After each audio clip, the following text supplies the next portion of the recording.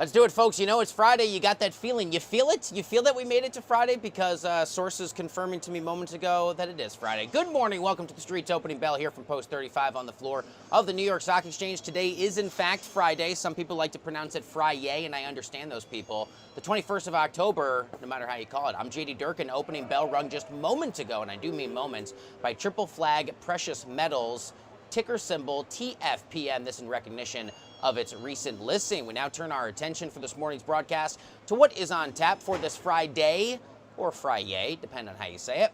We will be breaking down what helped drag down the indexes in pre-market and what to expect for today's session. We are down fractionally. Similar story for the S&P as well as for the Dow. We'll get into all that and so much more.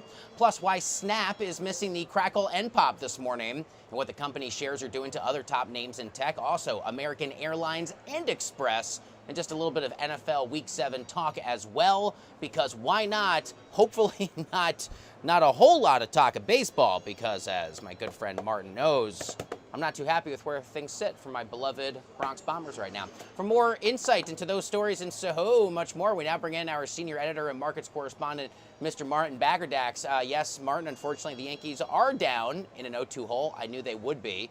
But to more substantive talk here to kick off the broadcast today.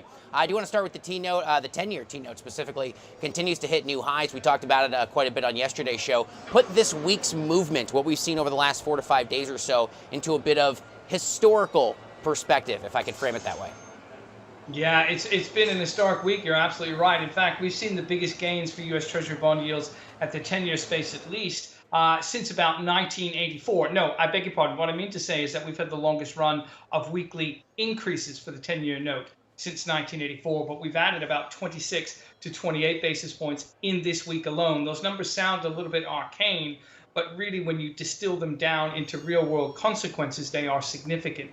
That adds an enormous amount of pressure to not only government borrowing costs, but to the costs that we all bear as a result of our activities in credit. And by that, I mean what we pay on credit card rates, where and how we can borrow in the mortgage market, what we are paying on consumer loans, on store cards, or car loans, etc. Most of those credit products are built in and around the 10-year bond yield. When it increases, we pay as well as the U.S. government pays a little bit more to borrow money from global investors. And that's a really significant change.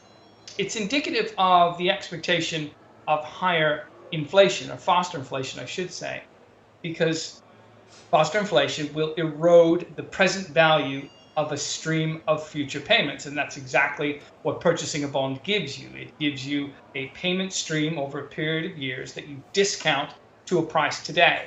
If inflation is faster, the value of today's price is lower. When that price falls, the yield rises in concert, and that's exactly what we're seeing. Underneath that, though, JD, there's a larger concern about illiquidity in the treasury market, which is perhaps even more important than everything I've just said. It's the deepest, the largest, and the most liquid market in the world, and what we are hearing is consistent reports of illiquidity, of there being an inability for sellers to meet buyers at a price that's representative of what's happening in the market. And as a result, the bid-ask spread between what someone will pay and what someone is prepared to sell at is starting to widen.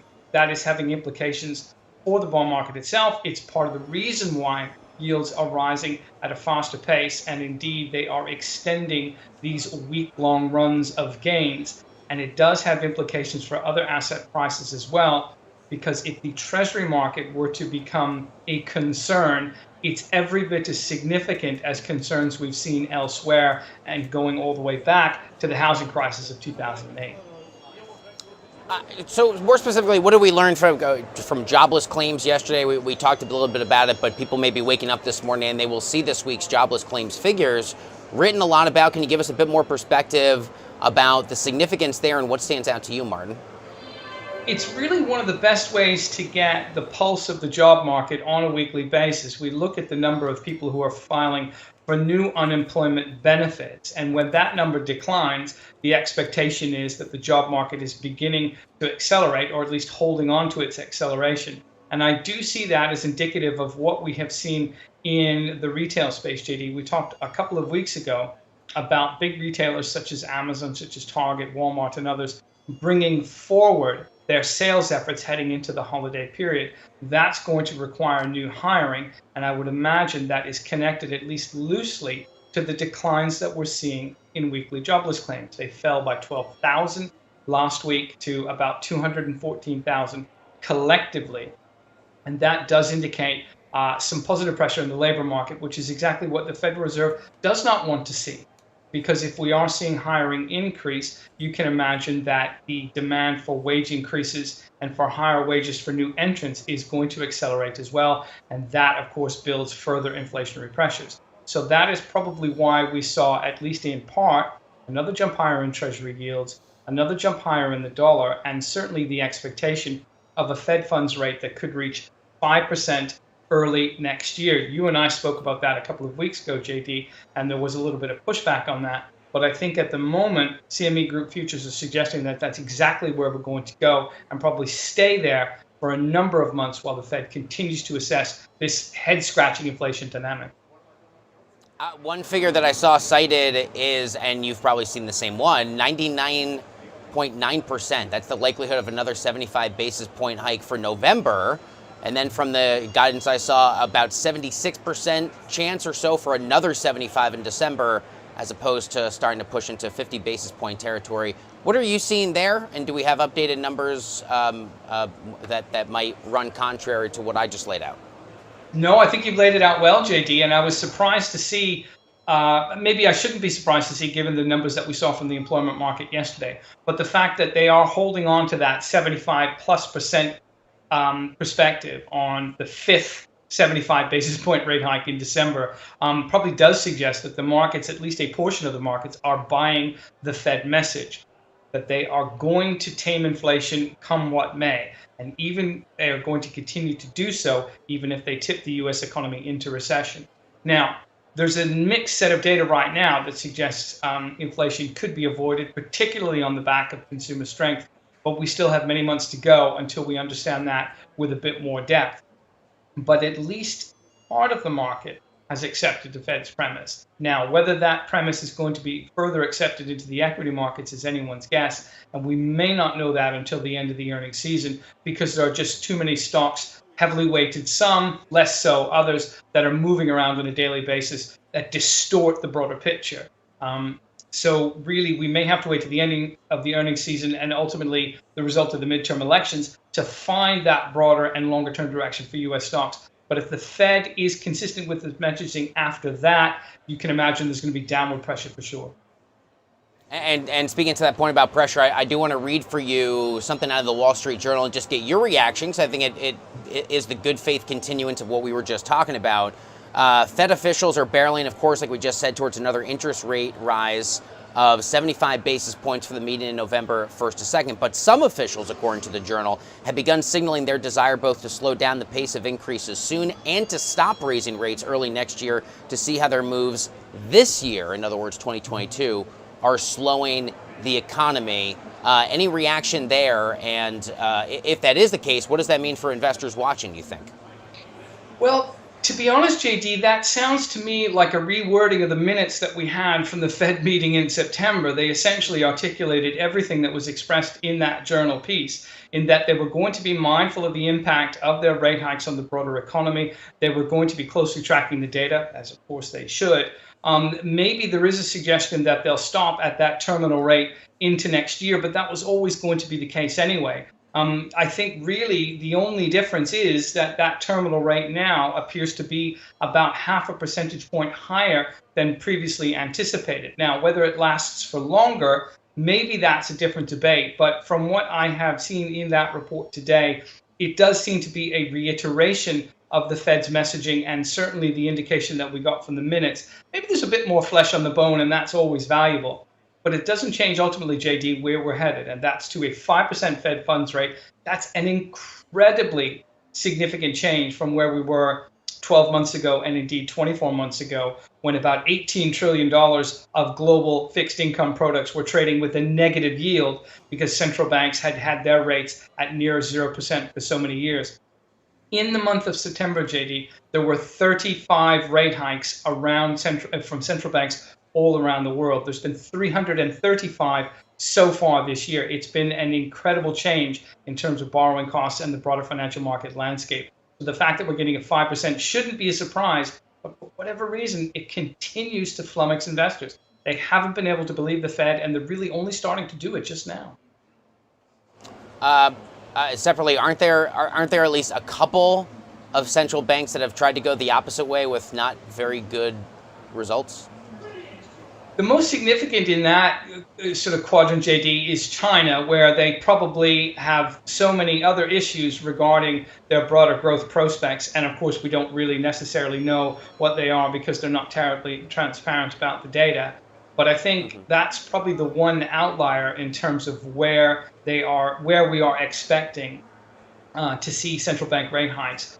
The numbers from the consumer price inflation level in China were were faster, but not nearly to the level that we're seeing here. We're double digit in Europe. We're about sort of, low 8% here in the United States, only around 3% or so in China. But that headline rate can sometimes be a little bit illusory because food prices are a much more important component to daily living costs for people in China than they are for us, where energy is the biggest and single most important component to headline inflation. So the inflation rate that we see on paper is not necessarily what people are experiencing on the ground.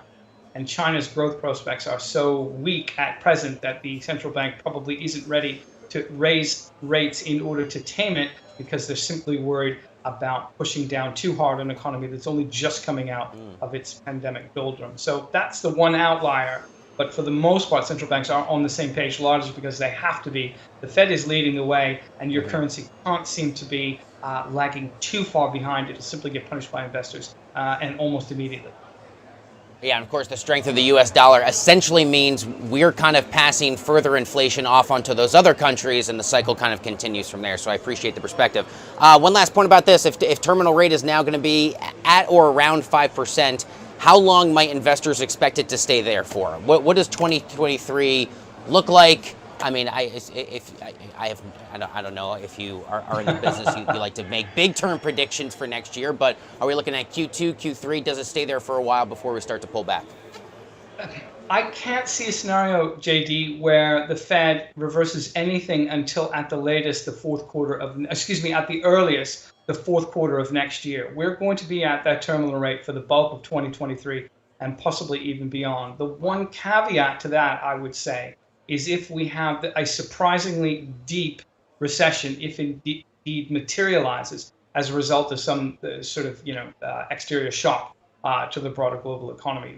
That certainly remains a possibility.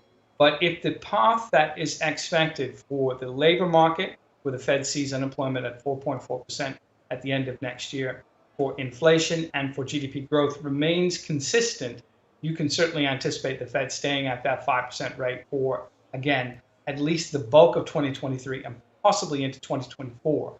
I think the Fed would be much more comfortable pausing rather than cutting under all of those conditions. Much is going to depend on the pace and acceleration of inflation and to what extent, I probably should more correctly say, it decelerates into 2023, because arithmetically it's absolutely going to do that. But the Fed wants to see it getting much closer to 2% than it is at present, and that's still about 600 basis points away. There's many months to work that through. So yeah, I see that 5% rate holding for very much so the bulk of 2023. Of course, Martin, this is not first and foremost a history show, but from time to time, you and I both like to dabble and have a little fun in history. One more on this through the lens of Paul Volcker, because you mentioned the word shock in your last answer, and that kind of stood out to me there. With any comparisons, whether they're direct apples to apples or not, between the role here of Mr. Powell and Mr. Volcker decades ago, how high do you remember Paul Volcker essentially raise rates for, and for how long? Is there a direct, I guess not a direct comparison, but is there anything from that era that maybe even younger investors say, oh, okay, I actually didn't really know or understand the historical parallel. Maybe there's something for me to dig into this weekend if any of our viewers want to punish themselves by reading up on history. Maybe that's fun. It's fun to guys like you and me. Maybe it's fun for people. This is light weekend reading for sure. I think the comparisons are difficult simply because Volcker was dealing with a sea change in the broader landscape of U.S. economics, in that they were switching from the fixation on money supply to money cost. And by money cost, I mean, of course, interest rates. So interest rates were able to move more freely as a result of the money supply at the time being fixed. This was what Volcker thought was going to be the best way to arrest the hyperinflation that we saw in the early part of that decade. But the global economy is so different today, JD, with so many economies grabbing their piece of the global growth pie. You have, of course, not only China, but India, Russia, Brazil, and others expanding their prowess in terms of gathering the share of global growth, and therefore having differing impacts not only on inflation, but deflation and currency market movements. So whilst the Fed leads the way in all this unquestionably, at the same time, its movements are less in isolation than they were in the early 1980s, simply because there are more rivals, if you will, to their foreign exchange market dominance. And I haven't even mentioned the fact that we've collectivized the euro into a singular economic bloc, which is the world's largest. And that didn't exist in any shape or form, even in terms of imagination, in the early 1980s. So I actually see this as uncharted territory for the Fed without a particular historic precedent. And that's probably why it's so vexing to investors. This is a slow clap for that answer, because I really do appreciate the context. I learned a lot. I hope our viewers learned a lot as well. And good luck to all of you who are gluttons for punishment and want to spend your Saturdays and Sundays not watching playoff baseball or football, and instead reading up on the history of the central bank, because I'm sure Martin and I will spend lots of time doing that anyway. Okay, I do want to move on. This was great. We just killed like 18 minutes talking about markets and Fed, because it is that important on a day like today. But I do want to move into some more granular or focused topics here. You wrote this morning, and it regards Snap, and I think we can pull up the quote here over at TheStreet.com. You said that Snap said revenue for the 3 months ending in September were up 6% from last year. That takes it to $1.1 billion and change, but it did mark the slowest rate of growth since the company went public back in 2017. I remember that. I was down here on the floor covering that story. What is this doing, Snap specifically doing, to other tech stocks, in particular Twitter? Yeah, this is a fascinating one for me, JD, simply because Snap isn't really a particularly solid. Well, I guess what I should say is it shouldn't have the influence over markets that it does.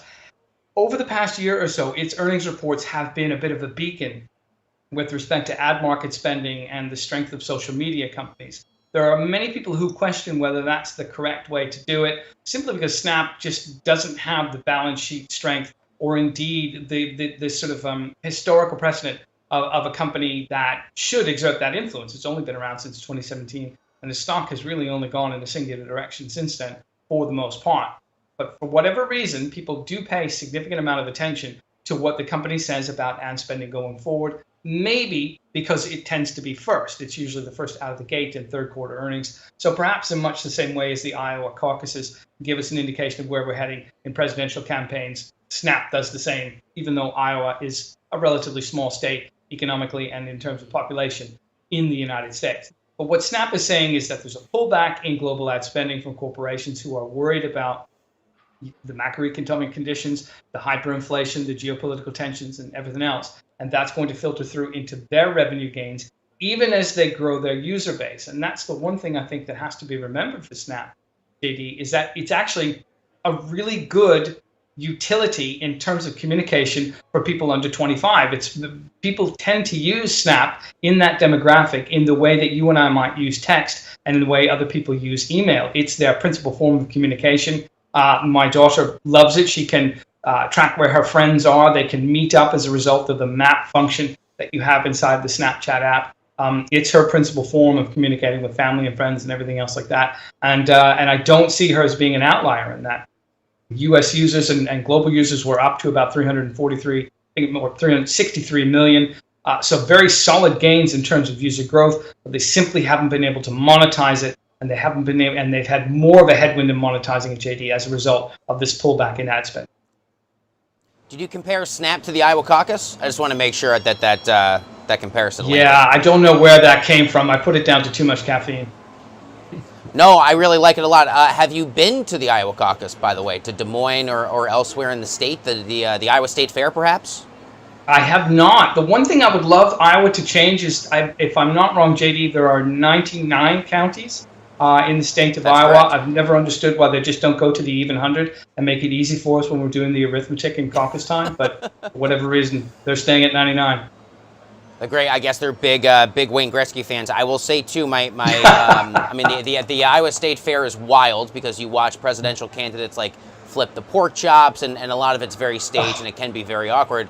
The food, however, is terrific, and the fried peanut butter and jelly, probably my favorite. Fried Oreo is also very good at the Iowa State Fair. Martin, if you ever get the opportunity to go there in Des Moines, it's an incredible. Oh, and you got to go see the butter cow, of course. My God, it's actually strangely one of the most one of the most fun things you do as a campaign trail reporter is to go. And I never thought about the comparison there to Snap as a bit of a harbinger of what's to come.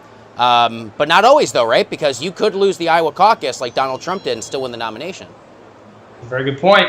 And you could certainly buy some of the beaten down social media stocks this morning as a result of what Snap told us and probably make some money as well. I think the comparison's apt. Absolutely. Now, the company also declined to give revenue or earnings guidance. You were alluding to that there a moment ago. For the fourth quarter, is that something we might start to see from other tech companies? And is there a general shift in reporting? I wonder, for a lot of the big names. We talked about Netflix's sort of sleight of hand for future quarters. I wonder if this is a trend. I would be surprised simply because of the way that the market punishes companies that do so, particularly here in the case of Snap. They essentially said they're probably going to have flat revenue growth for the fourth quarter. So I suppose to some degree that's a guidance of some sort. But for the most part, companies that do change that metric or indeed just abandon guidance altogether, that's not received favorable, and rightly so. Because one of the best mechanics that investors have in tracking companies is understand where the company thinks it's headed and then benchmarking its progress against that and against the expectations that the analyst puts together himself or herself. Once one of those components disappears, it becomes so much more difficult to judge not only absolute but also relative performance. So it would surprise me if companies did that, but certainly in exceptional cases, you can understand why. For sure. I do want to ask you about Twitter. Wow. We could do an entire 40-minute broadcast this morning on all things Twitter, and we'll get to the reports of cost-cutting measures in a moment, because we will talk on that. But first, I want to talk about, to me, it's kind of a strange story out of Bloomberg, and I say it's strange because to me, this is the sort of thing that's like in DC, I used to call this a strategic leak. Someone's giving this information out there, in my opinion, for the purpose of creating headlines like this, right? And the story from Bloomberg essentially says the U.S. is reportedly considering a security review of Twitter, of the deal, of some Elon Musk entities here, out of concerns of other players who were involved in the deal. Specifically cited in that report are Binance and Saudi Arabia. Again, to me, without a whole lot of details and the White House not willing to confirm it on the record, there's a reason someone had this information and wanted it out there to Bloomberg without being able to attribute it directly to any official. So there's a reason it's out there, but I'm curious what that could mean and what your take is on the story out of Bloomberg. I think it's a really interesting story, and I think there's a great deal of validity to it. And for the most important reason is that the Committee on Foreign Investment in the United States, which is probably better known by its CFIUS acronym, simply doesn't make public comments when it executes a review with respect to a takeover that involves foreign investment. So the only way for this information to get out under those circumstances would be through these sourced story leaks. Bloomberg, of course, as we know, has an exceptionally good track record of extracting these kinds of information from government entities. So I absolutely do believe there's some substance to this. And I think the substance is actually perfectly justified when you not only look at the investor base that is behind the acquisition of a really important communication tool here in the United States and indeed elsewhere, but also when you look at the political ties that bind, at least to some degree, the economic activities of the principal purchaser, and that is, of course, Elon Musk. His most important gigafactory is located in China, and there is no question that he has been cooperative with officials in Beijing with respect to issues about data, about privacy, and many other things that would make a lot of American investors and government officials indeed rather uncomfortable. He's made comments of late, which he's perfectly entitled to make, but nonetheless, people are uncomfortable by them as a result, regarding Russia's invasion in Ukraine, what he feels should be the rightful outcome over disputed territories such as Crimea, and his decision to potentially take away access to the Starlink satellite system in Ukraine. Maybe not as a result, but certainly in connection and close to tweets that he has put forth expressing what many see as support for the Putin regime. When you put this all together and you understand that he is buying a communication tool and has made a lot of noise about it being a free speech absolutist kind of platform, you can understand why government officials might find concern in this, and they may want to look a little bit deeper under the hood as to who's paying for it and what their motives are in getting into it. Yeah, of course, the White House, again, on the record, was very hands-off, essentially saying, well, we don't know anything about this. And to your point about Bloomberg, yes, one of the reporters who shares a byline is Jennifer Jacobs, been a longtime White House reporter. She does not miss. I'm not doubting the validity of the information that was given to Bloomberg. I just tend to look a little deeper and try and figure out, which is nearly impossible, what is the motivation for having this information out there? To your point, in the world of CFIUS, there's a lot maybe you can't say officially. So instead, what do? You text your friends who are reporters and you try and get the conversation out there. That's the way the game is played, folks, in D.C. It's no question. It's not always pretty, there's another angle to this, JD, as well, and I think that's the fact that, at the end of the day, you could make the argument that Elon Musk doesn't want to buy this. His hand has been forced through a lot of the legal machinations. He's going to have to pay $44 billion for something that's probably only worth about $30 billion were he not involved in the purchase. He's tried to back away from it on a number of occasions and has been thwarted by the courts. The CFIUS review would be the perfect pretext for him to say, if there are national security concerns, I, as a good American citizen, don't want to be involved in that, so I have no choice but to walk away from this purchase, which just happens to be, coincidentally, extremely overpriced, according to Mr. Musk's own comments in the Tesla earnings conference call just a couple of days ago, and by pretty much every other analyst on Wall Street. So if there is a silver lining for Musk, if he indeed were to look to exit this deal at the 11th hour, a CFIUS review would be the perfect context in which he could do that. Absolutely. Now, separately, there have been reports of planned cuts at Twitter, if and when Elon Musk, when it all goes through, when he takes over. Some raising the alarm, however, those cuts, those job losses, Martin, could impact things like content moderation, the effectiveness of the people who work there to do the basic functions of the job. What do we know about the potential for layoffs? Because I feel like this is another part of many. It was a really busy Thursday for Elon Musk, wasn't it? Yeah. I thought that story was great, JD. It came from the Washington Post first, and it suggested that comments that Musk had made to his investor base suggested he was looking to cut the workforce by about 75%. That would take it from 7,500 down to about 2,000. That was described as a skeleton staff, but still a lot of people to run a pretty simplistic microblogging website. Nonetheless, that's a different discussion. But you're absolutely right. The content moderation aspect of this, I think, would be the most significant, because you'll remember with Facebook and Meta, prior to its movement into this metaverse space, which is eating up a lot of capital and certainly distracting a lot of leadership, one of the big operating expense increases that came from Meta was the constant moderating of its platform content and the number of people they had to hire in order to do so.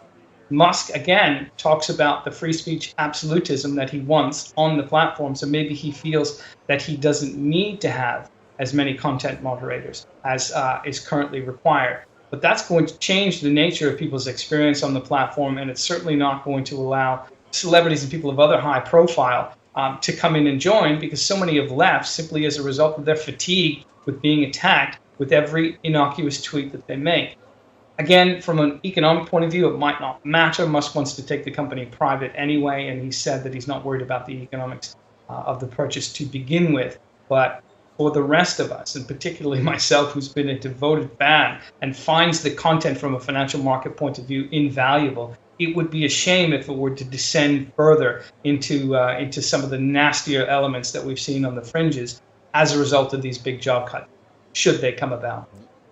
Yeah, that's a really good perspective. Of course, being a longtime Capitol Hill reporter in White House, like we live on Twitter. I feel about Twitter, Martin, the same way I feel about living in New York City, which is I can admit that it can be absolutely terrible And at the same time, I really, really love it, right? Like, I feel like that's how you feel about living in New York. Everyone, like, no one really likes New York, but at the same time, like, there's nowhere else we'd rather live because the infrastructure is terrible. And I feel the same way about Twitter. Twitter is such a cesspool, and yet when I wake up in the morning, it's the first app I open. When I go to bed at night, it's the last app that I have open. I'm reading it constantly. As we're doing the show, you and I, you know, we're always glancing over at Twitter. So anyway, that's my take for the morning.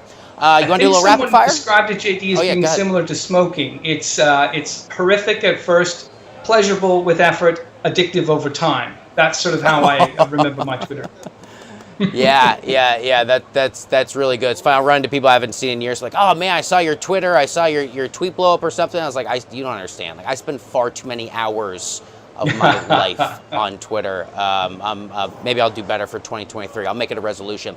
All right, time now for a few rapid fire here questions, and these are important ones, Martin, because these are things in part that you wrote about today that, believe it or not, we still haven't even gotten to discuss. So let's start with Verizon first up. Number one, what is causing Verizon's weak subscriber growth, Martin?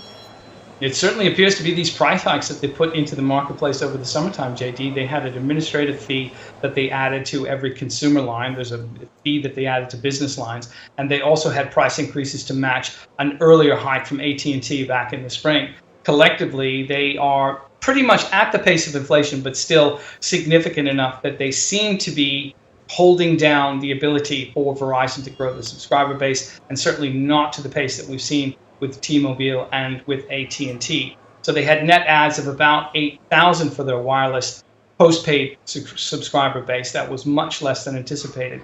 And even with the extra revenue that they're getting from the price hikes, which is lifting their overall revenue, they're not seeing concurrent growth in terms of ultimate profit. They did beat street forecasts, and they did hold to their anticipation of solid growth into the end of the year. But the fact that they aren't adding those postpaid subscribers at a pace that Wall Street is expecting is what's holding down the stock today, particularly when you're seeing much more accelerated growth at their rivals. Absolutely. Okay, let's head on over now to number two. Why are shares of American Airlines slumping despite a solid Q3? What's going on here? The numbers are really good, actually. They very much echoed what we saw from United Airlines earlier in the week. It beat at the top and the bottom line, and American had revenues of just over $13 billion. They're obviously benefiting from the travel demand. We talked about TSA numbers indicating some of the best weekend travel that we've seen since the pandemic. But what American said underneath that was something we've talked about on a couple of occasions, JD.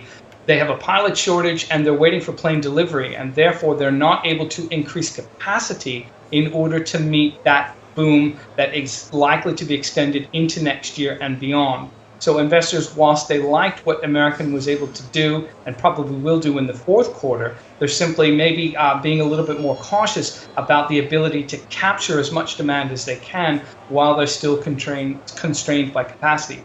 American doesn't expect to be at pre-pandemic levels until the second half of next year, and it could be even longer, given some of the constraints that they have, again, on pilots and planes. So I would say that is more of an indication of why the stock is down as opposed to the numbers today, or I beg your pardon, from last night, which were, it has to be said, quite good. Absolutely. From American Airlines to American Express, that company riding a consumer spending spree. Martin, how long will it last?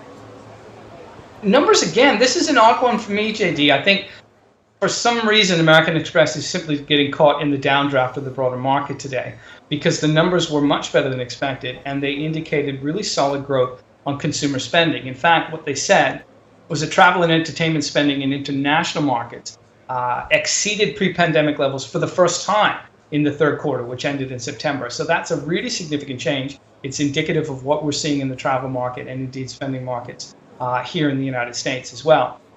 But the concern is that they set aside more money to potentially cover bad loans inside their credit card system. In other words, people not making payments on time or defaulting on payments altogether. The set aside was about 28% higher than last year and just under $800 million.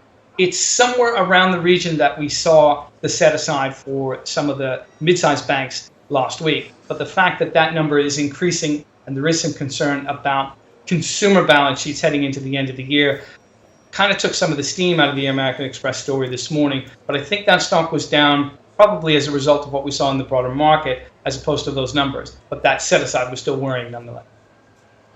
Absolutely. Okay, let's head on over now to our number 4 question. NFL Week 7. You got the Steelers at your Finns. What are you watching? Is Tua back, by the way? I think Tua's back, right?